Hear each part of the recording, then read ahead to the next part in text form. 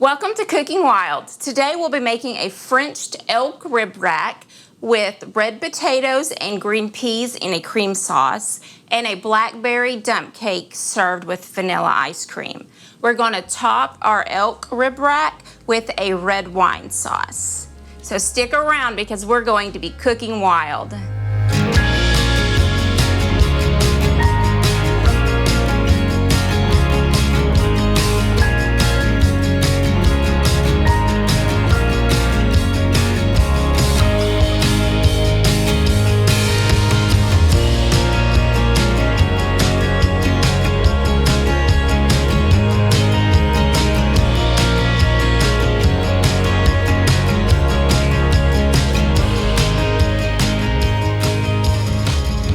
So today we're going to make a elk rib rack, and I have pre-seasoned and marinated it in the refrigerator anywhere from 2 to 4 hours. So my marinade is just olive oil, garlic, parsley, thyme, and then I put a little bit of salt and pepper on both sides. And I just pulled it out of the refrigerator about 45 minutes ago because I want the meat to get to room temperature before I sear it. So my cast iron pan is really hot. I'm gonna go ahead and put some olive oil and some butter in it to sear it. And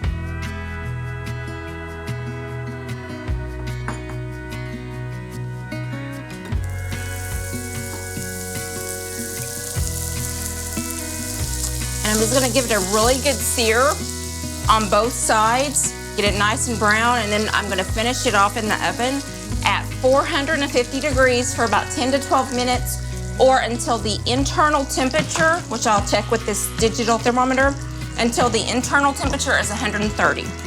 So I'm gonna go ahead and get this in our pan. We're gonna get it good and seared.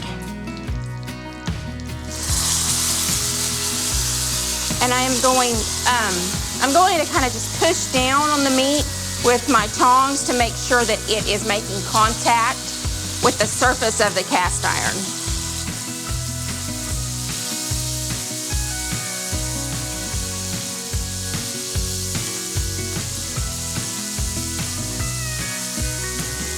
And we are going to just let that sear for a few minutes, get it nice and brown on both sides, and then I will flip it and we will do the other side. And then we will put it in the roasting pan and finish it off in the oven. Okay, so our elk rib rack has been searing for about 2 minutes. We're gonna go ahead and flip it and do the other side the exact same way. Got a good golden sear.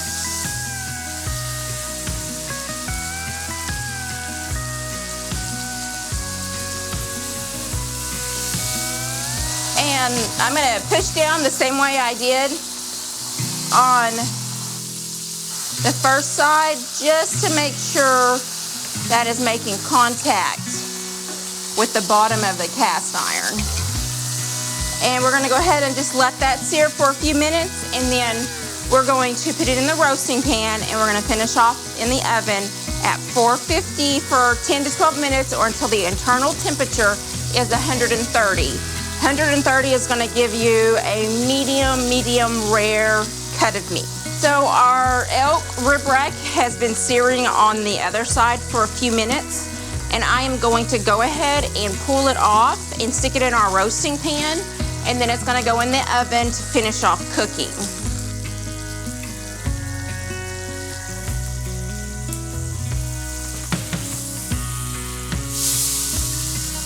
Got a nice golden brown. Got 2 things here, just to make sure. Let's put it right in there. And I am going to put our rib rack in the oven at 450 for 10 to 12 minutes. Also, we will list the ingredients and the directions on the marinade that I used for it that we did prior to the show. So this is gonna go in, and then we'll check it with this digital meat thermometer to make sure the center is around 130 degrees. So I'm gonna put it in the oven and we'll be right back.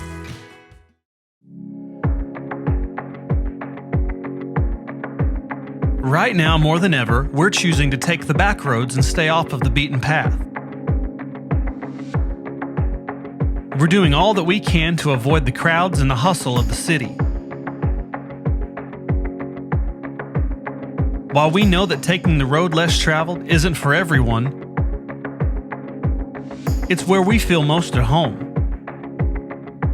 Every turn down this road could be challenging, and much like you, we know the harder the challenge, the greater the reward. That's why each and every day, Bravado Wireless is growing our network further down the county roads and down the roads less traveled.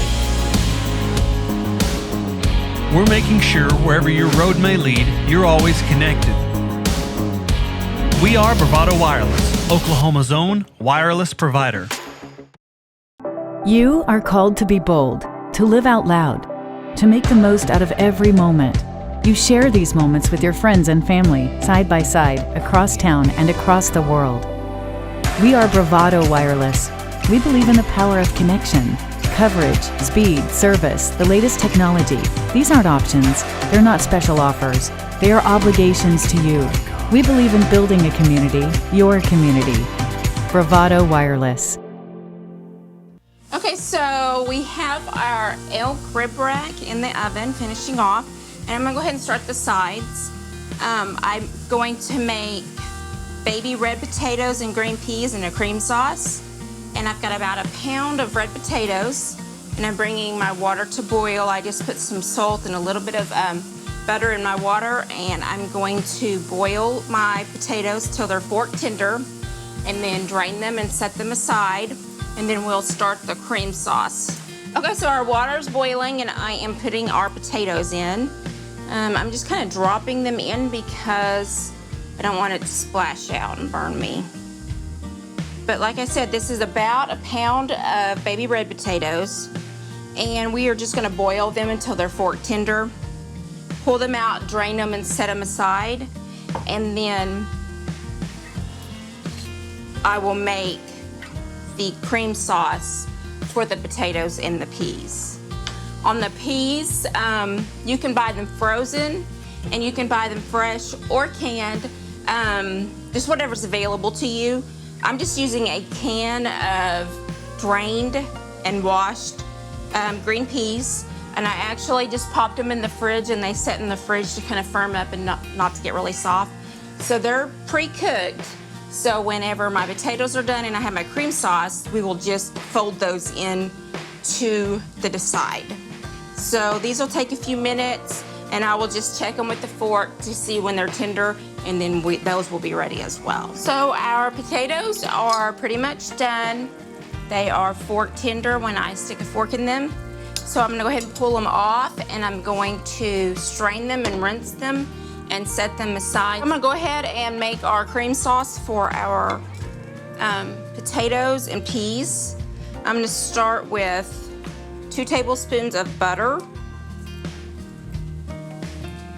Let that kind of heat up and melt down.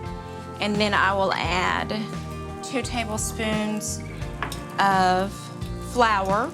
It's a very simple sauce. It's butter, flour, salt, pepper, and milk.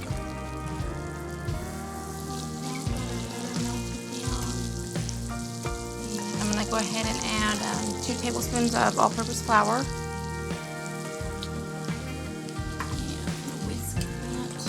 Together, and it's going to kind of clump up. And then I'm going to add 2 cups of milk.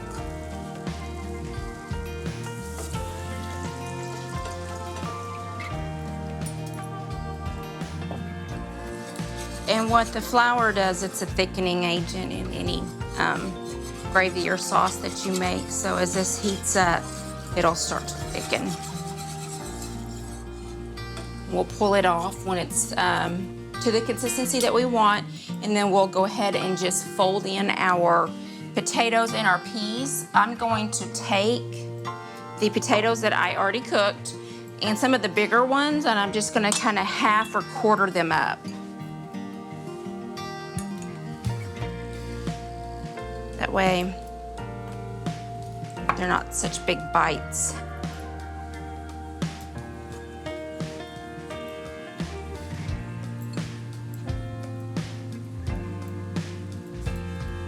we have these potatoes, and like I said, we have the green peas, and we will just fold them into our sauce. Like I said, on the peas, you can buy them fresh and cook them, or frozen and steam them. So we have our cream sauce just about to the consistency that we want it.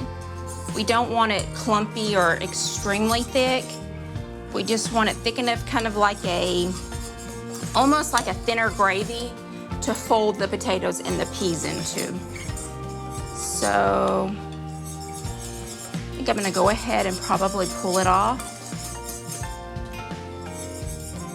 And just to give you an idea on the thickness, you can kind of just watch it to see how it runs off the spoon, and that's about how thick that you want it. So I'm gonna go ahead and pull it off and put it to this burner that doesn't have any heat on. Turn that off.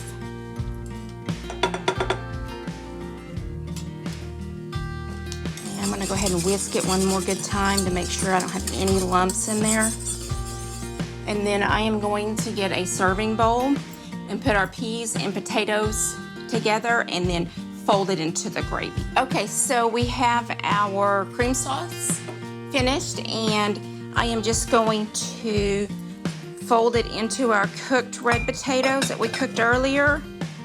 And we'll fold our peas in last since they're really fragile and I don't want to mash them up.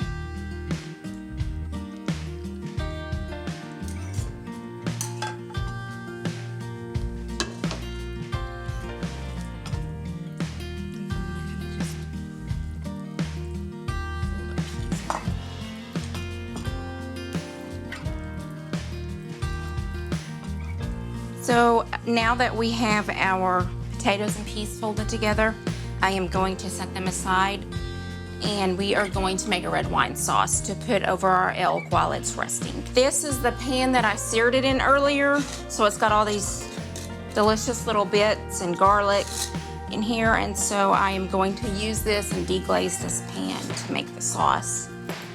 But first I'm going to add about a tablespoon or so of olive oil.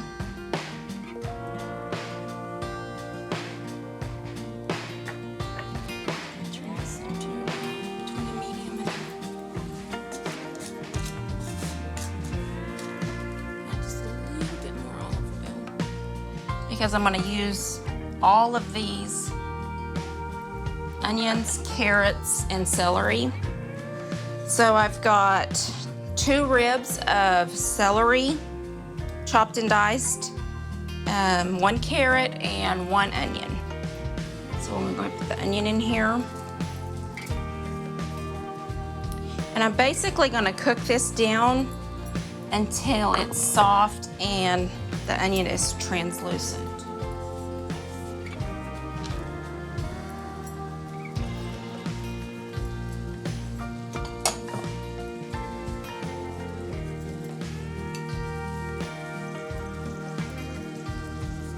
I also have some cloves of garlic, and I am going to add just a couple of cloves of garlic.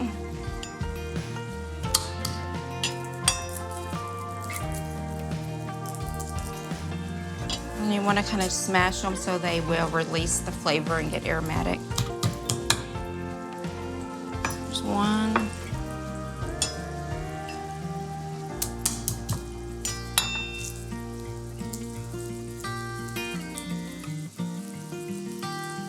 The other. So I'm going to give this a toss, and we're going to let this kind of cook down.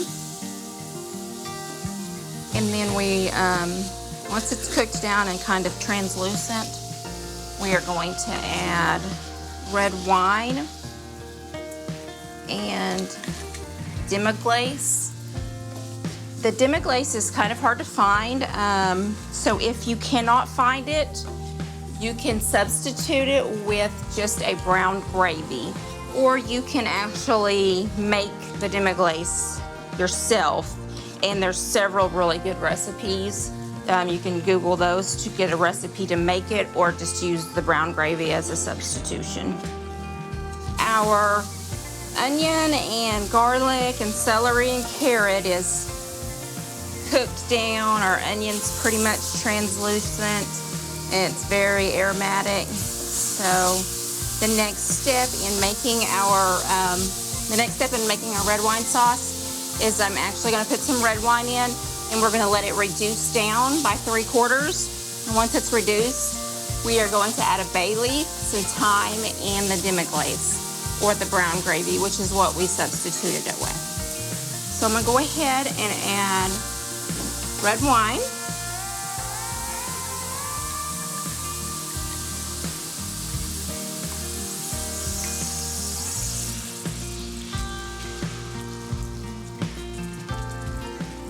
And I'm not going to do the whole bottle. I did about, this is a big bottle, so I did about 3/4 of it. And I'm going to stir this together. And we're going to let that reduce down by about 3/4. And then we will add the remaining ingredients, the bay leaf, the thyme, and the demi-glace. And then we are going to strain all of the thick onion, all of that out of it, where it's just the sauce. So this will take a few minutes for it to reduce down. Our red wine sauce is pretty much reduced down by 3/4, and I am going to add our demi-glace, or our brown gravy, and that's approximately 2 cups.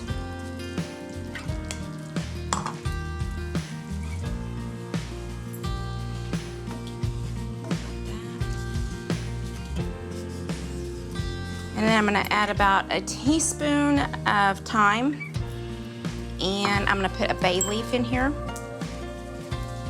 We're going to let that cook down.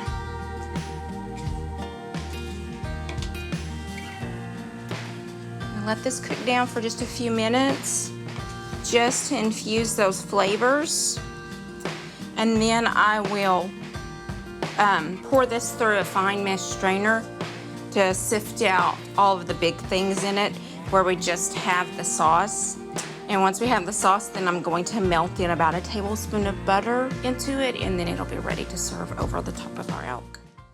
You are called to be bold. You have a right to the best wireless service, high-speed internet, and customer service at a price you can feel good about. At Bravado Wireless, we know this, and that's why we put you and your community first. We are owned and operated right here in Eastern Oklahoma. We live where you live. We proudly connect you to your family, friends, and business partners wherever they are. Dallas, Seattle, Taipei, Toronto, and anywhere else in the world. We are Bravado Wireless. We believe in the power of connection. So our elk, when we went to initially cut into it, it was a little bit more rare than we wanted it. So I just took kebab skewers and kind of pieced it back together, put it back in the oven at 450, and cooked it a few more minutes until we got a better internal temperature, 130, 140. So I'm gonna pull these out.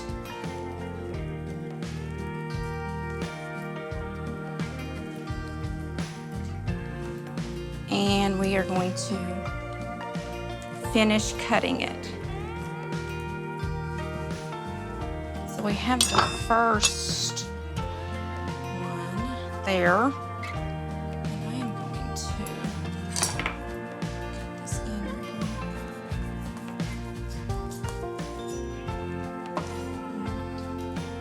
Perfectly cooked. So it's about a medium, really. The best way to cook these is in between each rib. So I have them cut up, and I am just going to plate them.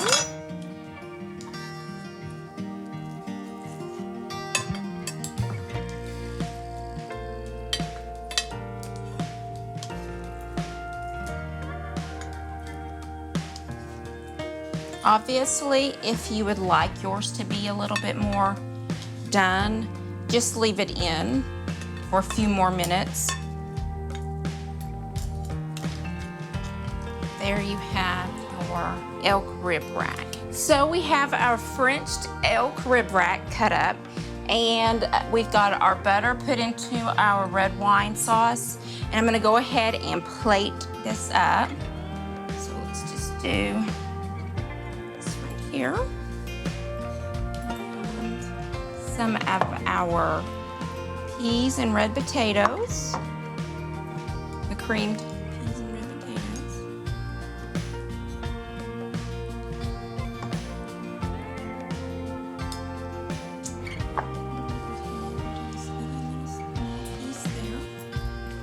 And then I'm going to put some of our sauce over the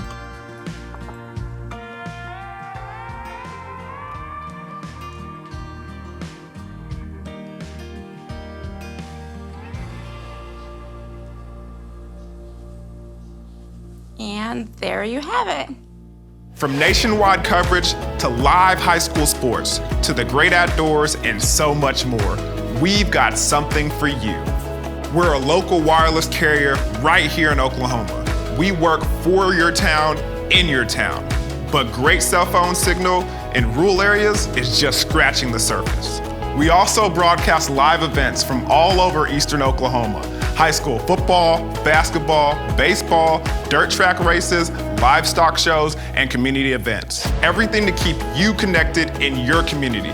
We're also producing original shows like Connect Outdoors and Cooking Wild that shines a light on real Oklahoman experiences. You can find us at bravadowireless.com, or you can search for us on Facebook or YouTube. You can even find us on the Oklahoma Sports Network. You can download their app straight to your phone, Apple TV, Smart TV, or Roku. We don't just create for Oklahoma, we are Oklahoma. We're Bravado Wireless, Oklahoma's service provider. So today we're gonna make Blackberry Dump Cake. We're gonna start with, I've got approximately 5 cups of fresh blackberries. Try not to make a mess with them. Back in there. And we are going to add a cup of white sugar and about a teaspoon of ground cinnamon. I'm gonna mix this up, kind of just toss them.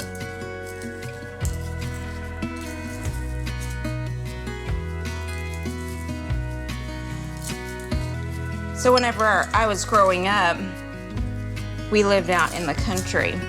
One of my favorite desserts that my mom would make was blackberry cobbler or blackberry dumplings. But she would always make us go out and pick them. She would take us to where the blackberry bushes was at, and tell us to watch for snakes, and we each had to fill up whatever she'd given us, a butter bowl or sack or something. But it was always wonderful when we would get back home and she would make the cobbler and the dumplings. So now that we have that mixed together, I'm gonna just put it in the bottom of a bit of sugar and stuff left. So I'm gonna toss it around again once it's inside of here, just to make sure it's getting incorporated. So we have our blackberries tossed in white sugar and ground cinnamon. And then I am going to take 1 box of white cake mix. It's just the boxed white cake mix. And I'm just gonna kind of sprinkle it over the top of our blackberries. So that was just 1 box of white cake mix. And then I'm going to take about a cup, 3/4 cup of rolled oats. We're gonna sprinkle these on top too.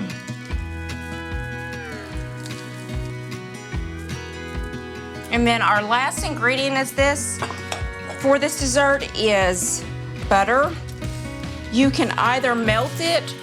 What I prefer to do is I freeze my butter ahead of time, and I grate it. That way I can spread it out evenly over the top of our dump cake. Okay, so I have 1 1/4 cup of frozen butter, and I'm just gonna start grating it over the top of our dump cake.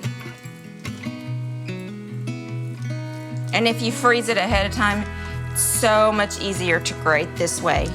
So the original recipe calls to melt this butter, but I like to freeze it and grate it just because, I got butter in my hair, just because it's easier to distribute evenly. Just make sure it's evenly spread. And we are going to pop it into the oven at 350 degrees, and we're gonna bake it about 30 minutes. So our blueberry dump cake has cooled off, and we're gonna go ahead and plate this up with some vanilla ice cream.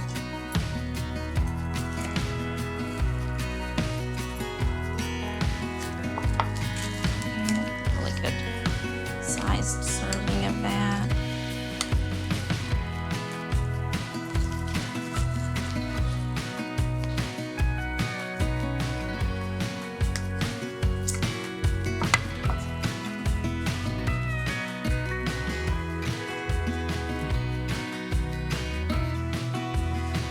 So there you have it. We have our blueberry dump cake served up with vanilla ice cream for dessert. I hope you enjoyed cooking with me today. For more meals and other original shows, head over to bravadowireless.com. I'm Amber, and we've been cooking wild.